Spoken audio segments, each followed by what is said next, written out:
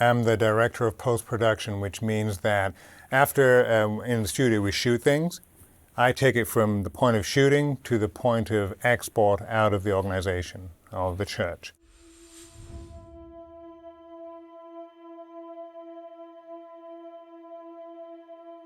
I'd be meeting with the guy who was running special effects, and we'd be going over stuff, and Marc would wander in.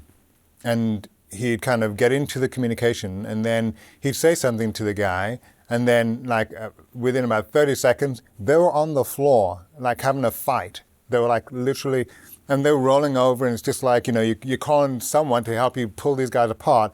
And then they'd get up and he'd kind of, whoa, that was fun. And that was how he dealt with people. I mean, he just walked out. I was shocked. I saw that twice. And both times I was shocked that anyone would even, what are we doing? What are you doing? Fight in the middle of a production space? That was bizarre. There was a time that we were looking at how we were going to display our media out in churches.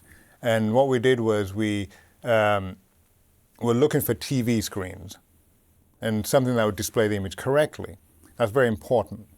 And so he had, through his contacts, found these different TV screens. And I remember looking at the first one and went, whoa, that's kind of a little bit rough, and the color wasn't correct and it didn't display the image right. And he was kind of going, oh, it'd be totally fine, it'd be fine. When he bought all these different monitors and we found out that they weren't okay because we then started running programs to them and you'd look at them and they weren't okay. He essentially lost a lot of money for the church because he'd committed and bought them. He'd actually, signed on the line and the TVs arrived and they were now ours. And when we looked at them, they couldn't be used. So yeah, he lost a lot of money.